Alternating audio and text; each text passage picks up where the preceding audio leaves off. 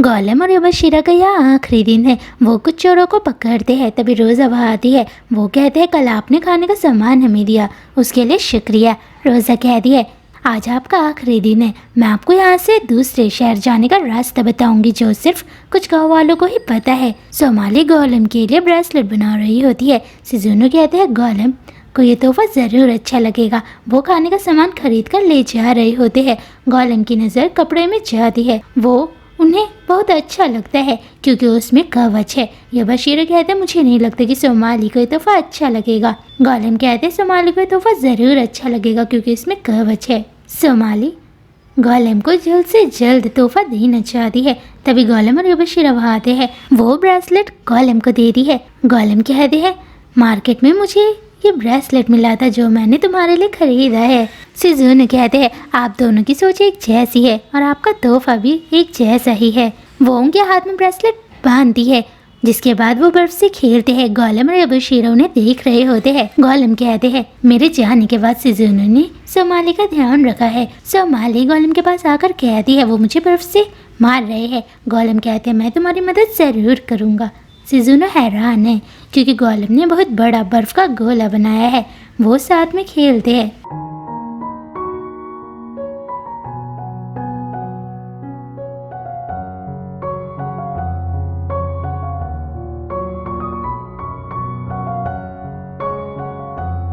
रात को golem bracelet को देख रहे होते हैं। तभी उन्हें एहसास होता है कि कुछ मॉन्स्टर उनकी ओर आ रहे हैं। वो खिड़की से बाहर देखते हैं। ये ह्यूमन हंटर है, यानी वो इंसानों का शिकार करते हैं। गोलेम उनसे कहते हैं कि इंसानों को पकड़ने वाले शिकारी यहाँ आ रहे हैं। यह बशीरा कहता है हमारे साथ कोई इंसान नहीं है, हमें डरने की कोई ज़रूरत नहीं है। सिजुनो कहते हैं हमारे साथ एक इंसान रहता है, वो सोमाली है। वो हैरान हो जाता है लेकिन अब वो भी सोमाली को प्रोटेक्ट करना चाहता है। तभी इंसानों के शिकारी वहाँ आते हैं। वो घर की तलाशी लेते हैं। यह बशीरा कहता है हमारे साथ कोई इंसान नहीं रहता है। वो कहता है मुझे तुम पर विश्वास नहीं है। वो फिर भी उनके घर की अच्छे से तलाशी लेता है। यह बशीरा कहता है मैंने तुमसे कहा था कि यहाँ कोई इंसान नहीं रहता है। जिसके बाद वो वहाँ से भागने की कोशिश करता है। वो कहता है ज़रूर वो इंसानों से मिलने के लिए जा रहा है। जिसके बाद हम गोलेम सिजुनो और सोमाली को देखते हैं जो एक गुफा के रास्ते यहाँ से जा रहे होते हैं। वो उनका ध्यान भटका रहा होता है ताकि सोमाली गोलेम और सिजुनो को यहाँ से दूर जाने का समय मिल सके। वो उस रास्ते से जा रहे हैं जो रोज़ा ने उन्हें बताया है। तभी वो गुफा बंद हो जाती है। गोलेम एक वन रक्षक है इसलिए उनके पास भी कुछ शक्ति है। वो अपनी शक्ति से पता लगाते हैं कि इंसानों के शिकारी यहाँ आ रहे हैं। वो हैरान हो जाते हैं क्योंकि इस रास्ते के बारे में सिर्फ रोज़ा को पता था। तभी कुछ इंसानों के शिकारी वहाँ आते हैं। उन्हें एक ब्रिज दिखाई देता है। वो नीचे छलांग मारते हैं। वो बच जाते हैं क्योंकि हम जानते हैं गोलेम एक वन रक्षक है, उनके पास भी शक्ति होती है। वही दूसरी ओर यह बशीरा ने उन मॉन्स्टर को पीट दिया है। गोलेम कहते हैं लगता है मैंने अपनी शक्ति का कुछ ज़्यादा ही इस्तेमाल कर दिया है। वो कहते हैं इंसान सिर्फ खाने और बेचने के लिए बने हुए हैं। यह बशीरा को उनकी फिक्र हो रही होती है। वो उस गुफा में जाने लगते हैं। सोमाली थक चुकी है।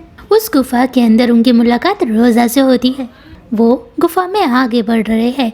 रोज़ा कहती है मैं आपको बताना भूल चुकी थी कि उस रास्ते में एक टूटा हुआ ब्रिज है, लेकिन अब मेरे पास एक नया नक्शा है जो आपको यहाँ से बाहर निकाल सकता है। वो उन्हें यहाँ से बाहर जाने का रास्ता बताती है, लेकिन असलियत में उसका मकसद कुछ और है।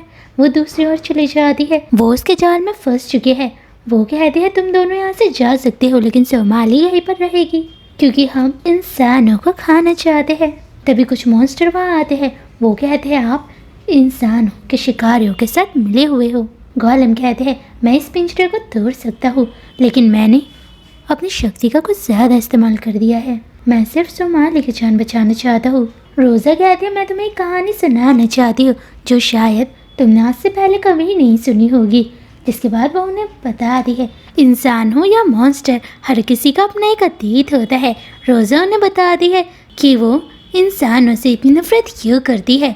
वो उन्हें बताती है बचपन में कैसे उनकी प्रजाति और इंसान अपनी दुनिया में कितने खुश थे, लेकिन एक दिन एक इंसान के बच्चे को कुछ भेड़िए परेशान कर रहे थे। तभी हमारे गांव का एक मॉन्स्टर ने अपनी जान की परवाह किए बिना ही उस बच्चे की जान बचाई। वो उस बच्चे को इंसानों के लिए देने के लिए गया था, लेकिन इंसानों को लगा कि उसने उस बच्चे की हालत की है, इसलिए उन्होंने उस मॉन्स्टर को मार दिया। सोमाली ये सुनकर हैरान हो जाती है।